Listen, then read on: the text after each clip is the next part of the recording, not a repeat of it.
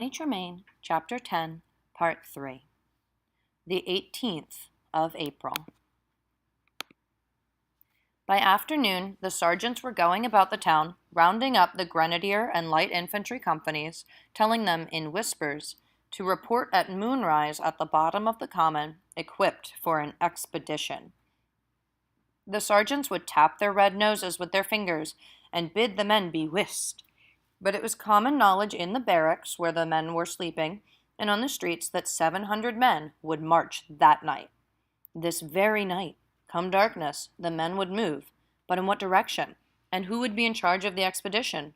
Surely not more than one of the colonels could be sent. Johnny, who had his own colonel to watch, Colonel Smith, hardly left the Afric Queen all day and helped the potboy serve drinks to the officers in the dining room. A young officer sitting with Stranger did say, as he stirred his brandy and water with his thumb, that he hoped before long thus to stir Yankee blood. And what of that? Colonel Smith did have an army chaplain to dine with him that day. Did that mean he was suddenly getting religious, as people are said to before they go into danger? Of one thing Johnny was sure. Dove knew much less than he did.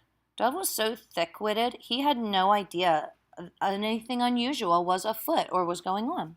He honestly believed that the grenadiers and light infantry were merely going to be taught new evolutions. As usual, Dove was too wrapped in his own woes to think much of what was happening about him.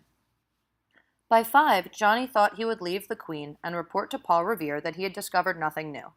First, one more glance at Dove. For once, he found him hard at work, his lower lip stuck out, his whitish pig glasses wet. He was polishing a saddle. "That guy," he complained, "hit me for nothing.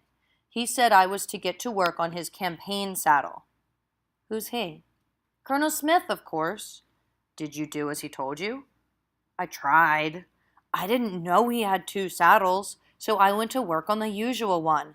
I shined it until you can see your face in it, and he takes it out of my hands and hit me on the head with it. Says I'm a stupid lout not to know the difference between a parade saddle and a campaign saddle. How'd I know? Why, he's been over here about a year, and that campaign saddle hasn't ever been unpacked. I had to get it from Lieutenant Stranger. How'd I know?" Johnny said nothing. He realized he had heard something which conceivably might be important. Careful, careful. Don't you say anything to scare him. "Where's your polish? I'll help with the stirrups." The instant Johnny went to work, Dove, as usual, lay back on the hay. "One of the stirrups wrapped around my head, cut my ear. It bled something fierce." Johnny was studying the saddle on his knees. It was of heavy black leather, brass, not silver, mountings. 3 girths instead of 2. All sorts of hooks and straps for attaching map cases, spy glasses, flasks, kits of all sorts. Colonel Smith is going on a campaign, but perhaps not. He might merely be riding down to New York. So let's take a moment and talk about a campaign saddle. So a campaign would mean a military campaign. This would be the saddle. This is the tank saddle. This is the one he's going to take to war.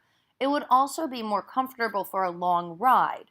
So when Johnny says that it might be that he's just going down to New York, well, that would be a pretty long ride, so he might just want his more comfortable saddle.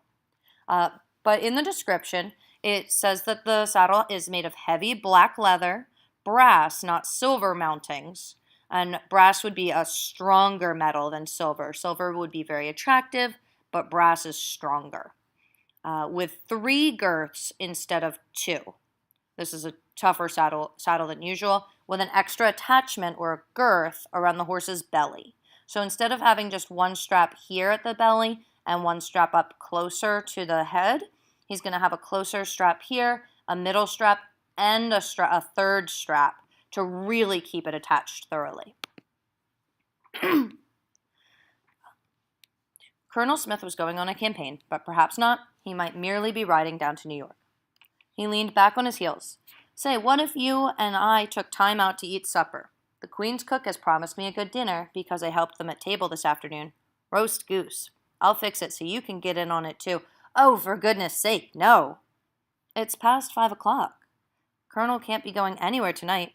"Oh, for land's sake, Johnny. He says I'm to show him that saddle by 6 sharp, and if he don't like its looks, he's going to cut me to mincemeat. He's always saying things like that. Johnny did not listen to what Colonel Smith was. He was thinking. Well, after that, when Colonel Smith has settled down to play whist, which is a card game, can you get off? Tonight isn't like any other night. He told me to bring Sandy around for him, fed and clean and saddled with this old campaign saddle by 8 o'clock tonight. Colonel Smith is going on a long journey, starting tonight at 8. It might be a campaign. He had an idea. I should think if the Colonel was taking a long trip, he'd take Nan. She's so light and easy to ride if he has far to go. Well, he does like her better. She doesn't jounce his fatso. He always rides her around Boston.